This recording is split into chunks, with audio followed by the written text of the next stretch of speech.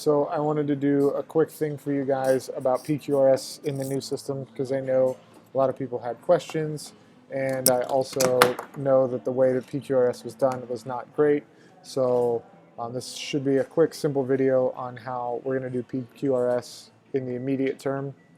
So I've added a new Pqrs findings to the library in the evaluation, balance, and vestibular eval note, and I've hid the ones that were just kind of randomly thrown in there. What you see when you open this up, it should have all 6 domains that matter to us. And when you open them up, you should get the boxes that you want to fill in. I think I'm going to rebuild patient's BMI to also include above, below, normal type findings, so you can just check the one that you want on here. We also have to report the metric. So here you might put in patient's BMI is 28, and that classifies as overweight. Medications, check. Pain level, notice here you're going to have to input the 0 to 10, the location and the type of pain, if it's dull, aching, sharp, stabbing, shooting, whatever that is. Falls risk assessment, you're just going to complete that you did it and they're at risk, or you did it and they're not at risk. Falls plan of care, if again they're at risk. And then your functional limitation codes, it's just going to say refer to the limitations documented of this patient to kind of match your G-code reporting. This is going to be a 2-step process. So a little bit different from how it was in our old system, even though it was a 2-step process. It was just a little bit more automated. When you checked your charges, it wrote your documentation. Here, you're going to have to click what you want for your documentation, so it should be pretty simple for the ones that you need. And then you're going to add it into the note, making any changes into the note that you need to. Then on your flow sheet, this is where people are getting confused on where do I enter my Pqrs in. You're going to, or how do I charge my Pqrs? You're going to load a template plan. Let me get the right one. I don't want to save it. I want to load one. There we go. I'm going to pick my Pqrs, and I'm going to add this in to my flow sheet here.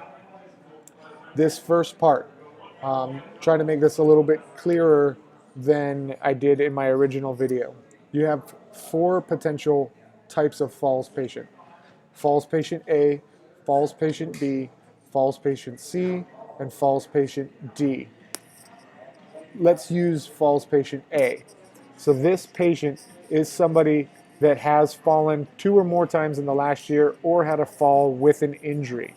So we're going to mark that their falls risk assessment is taken, they have history of falls, and we've got a falls plan of care.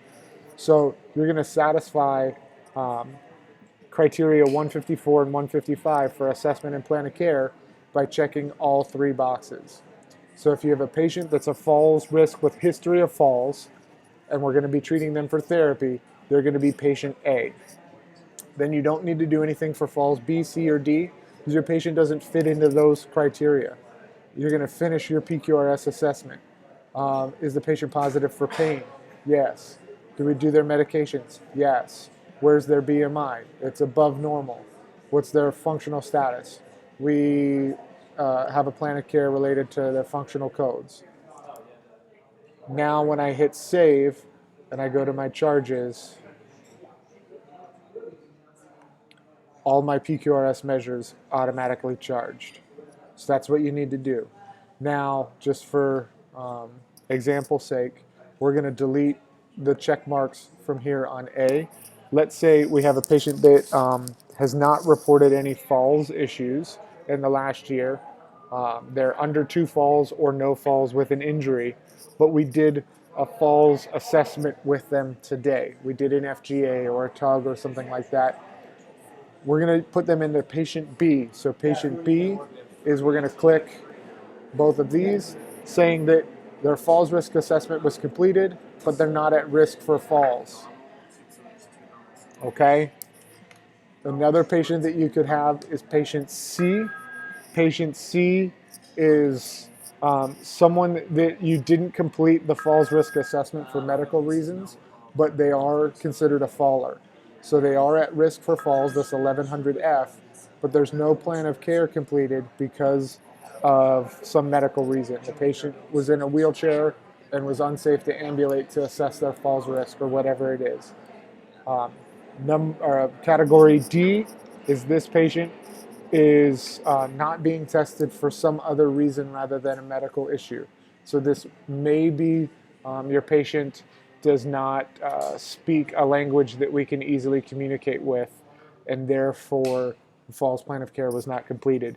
This patient D is the one that we really never want to see or bill out to Medicare, because enough of those, it looks like we're just omitting completing this metric.